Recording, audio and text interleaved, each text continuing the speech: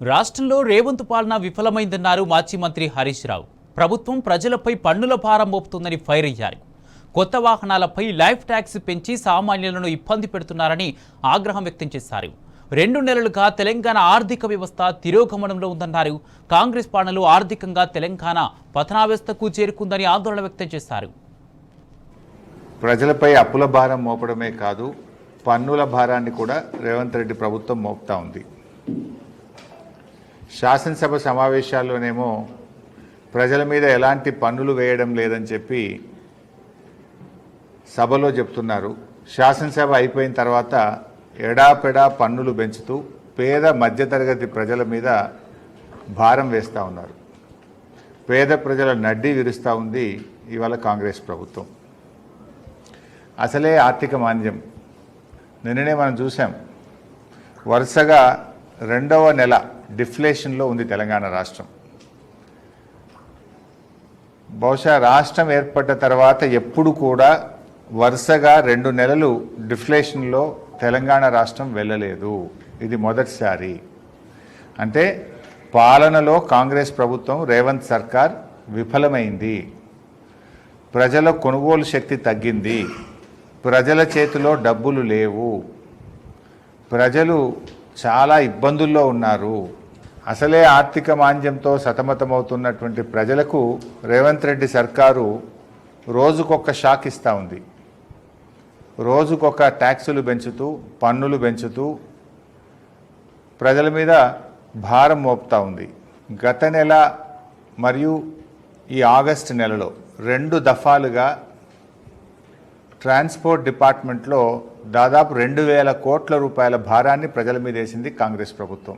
ఇంతకుముందు మనం లర్నింగ్ లైసెన్స్కు దరఖాస్తు పెట్టినా, పర్మనెంట్ లైసెన్స్కు దరఖాస్తు పెట్టినా, సెకండ్ హ్యాండ్ బండి కొనుక్కున్నా, లేదా ఈ సర్వీస్ క్యారేజ్ వాళ్ళు క్వార్టర్లీ ట్యాక్స్ కట్టినా 100 రూపాయల సర్వీస్ ఛార్జ్ ఉండేది. ఇప్పుడు ఆ 100 రూపాయల సర్వీస్ ఛార్జ్ని 200 రూపాయలు చేసిండ్రు. ఇప్పుడు లేట్ ఫైన్ కడతాం, దానికి కూడా 100 రూపాయల సర్వీస్ ఛార్జ్ ఉండేది. సర్వీస్ ఛార్జీని ఇప్పుడు 200 చేశారు. అంటే దొంగ దెబ్బ తీసిండ్రు. అంతేకాకుండా సర్వీస్ ట్యాక్స్, మనం ఒక మోటార్ సైకిలో, బండో, కారో ఏదైనా కొనుక్కుంటే ఇంతకుముందు సర్వీస్ ట్యాక్స్ 400 రూపాయలు ఉండేది. దాన్ని 1% చేసిండ్రు. ఇంతకుముందు 400 ఫిక్స్డ్ ఉండేది. ఇప్పుడు నువ్వు 1,10,000 పెట్టి మోటార్ సైకిల్ కొంటావు.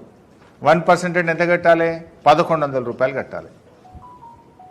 ఎవరన్నా కష్టపడి 10 లక్షలతో కారు కొనుక్కున్నాడు అనుకో, 1% ఎంత కట్టాలి? 10,000 కట్టాలి. ఇంతకుముందు ఎంత ఉండే? 400 రూపాయలు ఉండే. అంటే ఈ సర్వీస్ ట్యాక్స్ ఇంతకుముందు 400 రూపాయలు ఉంటే దాన్ని 1%కు పెంచి ప్రజల మీద భారం వేశారు. సర్వీస్ ఛార్జెస్ ఇంతకుముందు 100 రూపాయలు ఉంటే దాన్ని 200 రూపాయలకు పెంచారు. ఈ రకంగా ప్రజల మీద పోయిన నెలలోనే దొంగ దెబ్బతీసి దాదాపు ఒక 1,000 కోట్ల రూపాయల భారాన్ని గత నెలలో మోపారు.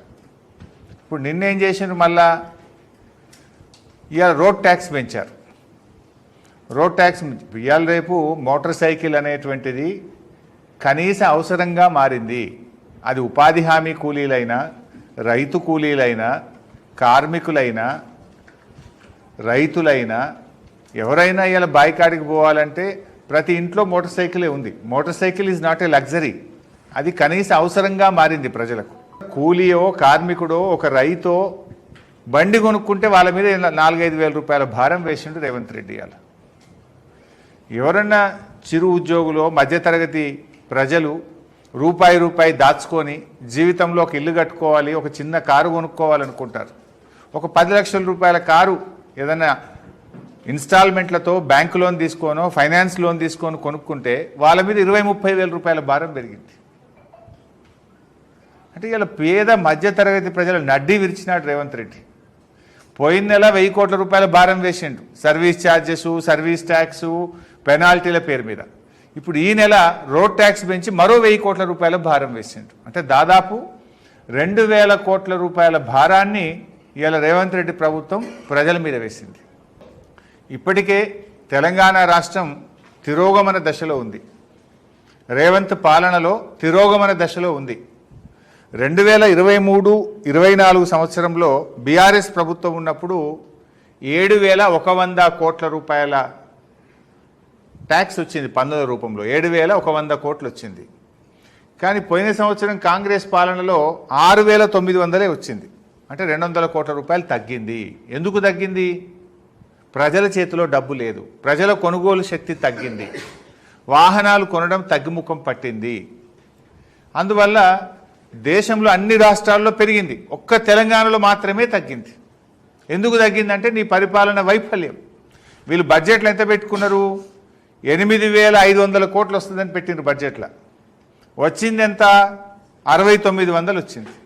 దాదాపు మీ అంచనాల కంటే 1,500 కోట్ల రూపాయలు పోయిన ఆర్థిక సంవత్సరంలో ఆర్టీఏ ట్యాక్స్ తక్కువ వచ్చింది. 6,900. మళ్ళీ మొన్న బడ్జెట్లో ఏం పెట్టింది? 25-26 సంవత్సరానికి 8,535 కోట్లు వస్తుంది అన్నారు. నేను అప్పుడే అడిగిన, అరే నువ్వు వచ్చిందే 6,900, పోయిన సంవత్సరం కంటే తగ్గింది, ఈ సంవత్సరం నువ్వు మళ్ళీ 16-1700 కోట్లు పెంచినావు, యాడికెళ్ళి పెంచుతావు? పన్నులు వేస్తావా? ప్రజల మీద భారం వేస్తావా అని మేము అసెంబ్లీలో అడిగాం బీఆర్ఎస్ పార్టీ తరఫున. అడిగితే ఆ రోజు ఏమన్నారు? లేలే, మేము పన్నులు పెంచం, లీకేజ్ అరగడతాం, పారదర్శకత పెంచుతామన్నాడు. అసెంబ్లీలోనేమో శుద్ధపూస మాటలు మాట్లాడారు, పన్నులు పెంచం, లీకేజ్ అరికడతామని. ఇప్పుడు చేసింది ఏంది?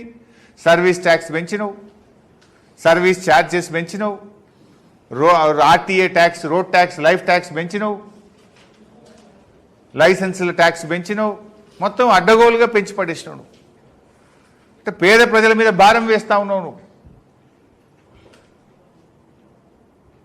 ఇప్పుడు కేసీఆర్ గారు బీఆర్ఎస్ ప్రభుత్వం ఉన్నప్పుడు మేమేం చేసినాము? రైతులు వాడే ట్రాక్టర్లకు, ట్రైలర్లకు ట్యాక్స్ రద్దు చేసిండు కేసీఆర్. వ్యవసాయానికి ఉపయోగించేటువంటి ట్రాక్టర్లకు, ట్రాక్టర్ ట్రైలర్లకు పన్ను రద్దు చేసింది కేసీఆర్ ప్రభుత్వం.